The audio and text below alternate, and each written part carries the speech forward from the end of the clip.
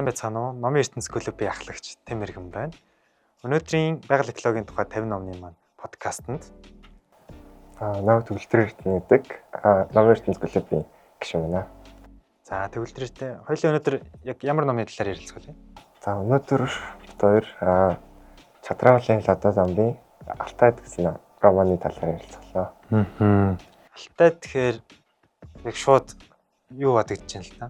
Гов алтай бодогдож байна л та. Яг энэ чиглэлтэй холбоотой юу?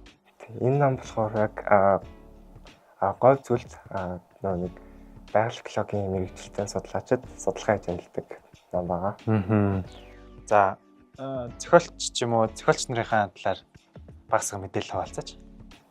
За Чадраалын Лодо зомб нь 1917 оны 8 дугаар сарын 20-нд Говьалтай аймгийн Зээл суманд төрж өссөн. За тэгээд 1945-аас 1954 оны хооронд Монгол улсын их сургуулийг дүүргээд дараагаар Зөвлөлт холбоот улсын Москва хотод зохиолын чиглэлээрээ сурчдаг гэсэн байна.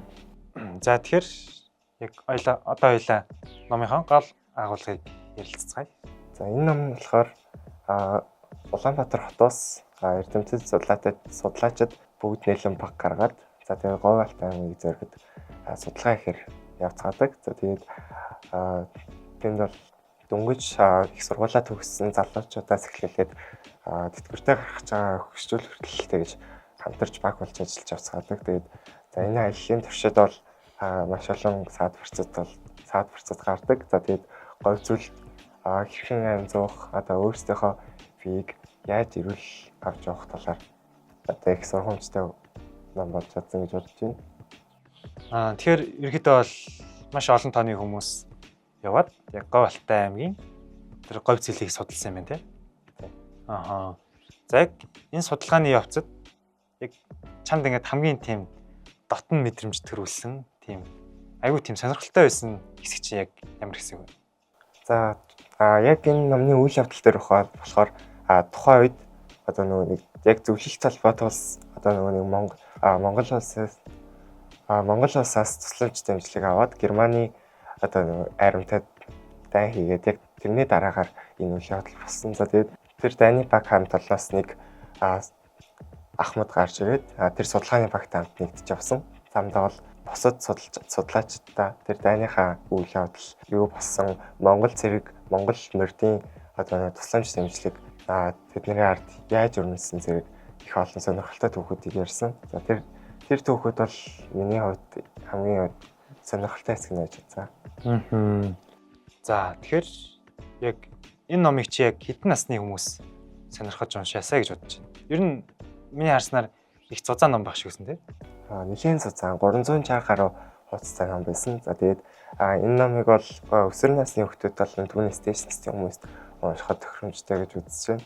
За тэгээд өсвөр насны хүүхдүүд Монголын байгаль экологид ямар гайхалтай зүйлс байдгийг энэ номноос уншиж харж болно. Насан турш хүмүүсийн хувьд ч гэсэн энэ номноос сурч унших зүйл зөндөө байгаа гэж. За тэгвэл одоо сая 360 хуудастай их том ном гэж байна. Тэгэхээр хоёул одоо үйл явдлаа дахиад жоохон дэлгэрэнгүй танилцуулъя. За Улаанбаатар хотоос болохоор Бат, Баяр, Эрдэнэ, Пано гэдэг дөрвөн залуу бол тэр судалгааны багийг удирдах авсан. За тэгээд тэр элсэн зүйл рүү явж байхдаа болохоор замдаа маш олон хоног хэмжээ дэмжиж авсан. За тэгээд тэр үед бол тэд нарт тохиолж исэн үнэхээр сонин содон зүйлүүд бол маш олон байсан. Тэгээд нэг жишээ дурдах юм бол тэр номонд хамгийн эхний бүлэгт тэр хүмүүс бүгдээрээ ингээд машиндаа суугаад явж байгаа. Тэгээд нэг өдөр өнчхөр болоод элсэн зүйл дөнгөж ороод ирсэн. Тэгээд өнчхөр болоод бүгдээрээ орондоо орцгоодог. За тэр өрөөнд болохоор Пано инчхэнд маш сонин дуу сонсогдсон. Тэр нь болохоор буун дуу сонсогдсон говь зүйлт. За тэр говь зүйлт буун дуу сонсогддог нь их хачирхалтай үзэгдэл болохоор их удаан сонсож тэрийг хөвцөн. Тэгээд сонсож хөвцснээс бусад судлаачдаа хэлээд тэгээд бүгдээрээ тэр буун дууг ажиглаад сонсож итэл тэр буун дуу өөрчлөгдсөн. Тэгэд өөрчлөгдөд явж исэн чинь тэр доон бүр Чайковскигийн одоо нэг найрал хөгжмийн хаяа болж өөрчлөгдсөн. Ааха. Шөнө донд хүртэл тэр нь сонсогдож авч байгаа дахиад өөрчлөгдөд тэр нь дараа нь бүр морин хуурын их чуулганы хаяа болж өөрчлөгдсөн. Ааха. Энэ мэтлэр одоо энэ замд нь тохиолдож исэн бачирхалтай бодлоод нь бол үнэхээр ялан байсан. Тэгээд явах тусмаа учрыг нь тайлж болохоос илүү одоо нөгөө нэг тийм үйл явдлууд нь маш их болоод тэгээд сүүл рүү учрыг тайлж гаргалгүйгээр шууд энэ зам үргэлжлүүлж авч байгаа. За тэгээд яг Говьалтай аймагт очихдоо тэр газар сайн мэдэхгүй учраас одоо бүгдээрээ тийм аян замдаа одоо хөтөж авч явах орсон тэр аймагаас. За тэгээд тэр хөтөж олоход бас даймгийн төв төр нэлийн удаан ажил болсон. Тэр үед яг нөгөө нэг зөвлөл холбоот улсад өөрийнхөө хурдан борморыг өгөөд одоо нөгөө нэг туслалтаа дэмжлэг болгож явуулах гээд тэр хурдан бормороо өгж явуулж исэн нэг хүн тэр паноыг одоо нөгөө нэг таниад тэр пано гэдэг хүн нь болохоор яг тэр зөвлөлтийн дайнд явж байхдаа тэр аймгийн хүнээс хурдан борморыг нь аваад тэр гэлүүн захиа очиж явуулж исэн байгаа. Тэр захиандаа болохоор миний хурдан бормор үнэхээр хурдан байлаа. Таны надад өгч явуулсан захианд ирэх шиг би энэ оройроо олон Германы дайснуудыг одоо барьж хөнөж гинэ гэдэг. Би нэг тийм утгатай захиа авсан. Нутагтайсан морины эзнэг болохоор дамдин гэдэг байсан. Тэгээд дамдин бол хүмүүсийн хөтчөөр ажиллахаар болоод одоо говь цөл рүү тэр хүмүүсийг дагалж авсан байгаа. За тэгэхээр ер нь бол сая сонсоход бас нэлийн очир хадрамаатай ном юм шиг сонсогдож байна. Тэнгүүт уран дүрслэл хэр их ашиглагдсан байдаг вэ? Уран дүрслэл юм бол тэр номыг уншиж хахад одоо миний одоо тэнд болж байгаа үйл явдал чимээ гаргаж байгаа чимээ харагдаж байгаа үзэгдэл гэх мэтсэн зүйлсүүд бол миний нүдэнд одоо нэг харагдаж чихэнд бол сонсогдохоор тийм хэмжээний уран зохиолол үнэхээр сайн байсан гэж үзэж байна. За тэгэхээр ер нь бол ихэнх одоо тэр тохиолдож байгаа зүйлсээ сүлд нь тайлбарлахгүй гэдэг алгасаа явдаг гэсэн тийм. Тэгэхээр яг энэ нь яг зөв шийдэл байсан гэж бодож байна. Чи юу гэж бодож байна?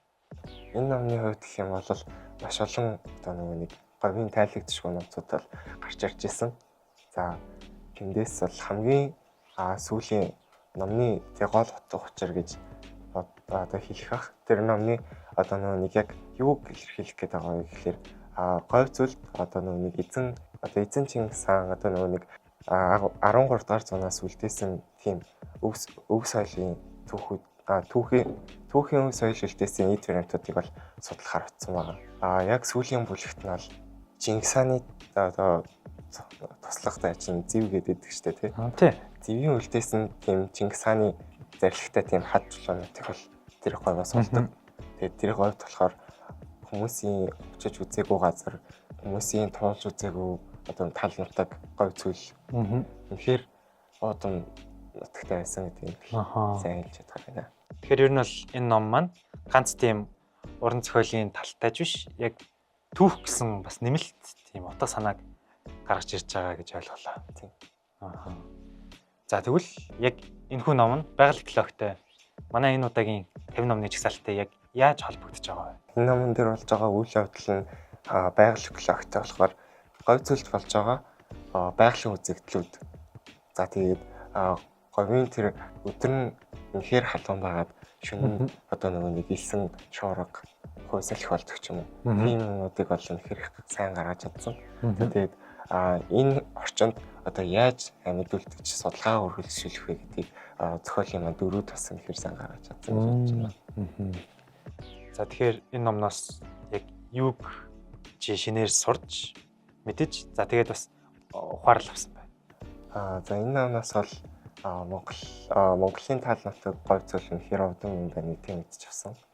Бидний одоо үг тэцийн үлдээсэн маш олон одоо нэг түүхийн эд баримт байгаль экологийн одоо эд дурсгалт зүйлүүд бол говь зүйл тал нутагт бол үнэхээр олон байгаа гэдгийг мэдчихсэн. За энэхүү дугаартай маань цуг байсан төгөлдөр эрдэнэтэй бас маш их баярлалаа. За манай дараагийн 50 номны жагсаалт номын ертөнц нээлттэй групп дээр байнга санал хүсэлтээ авч байгаа тул та бүхэн дараагийн номын жагсаалтан дээр оруулмаар байгаа номоо санал хүсэлт баягаар комментэн дээр үлдээх боломжтой байгаа шүү. За дараа уулзлаа төр баяр таа.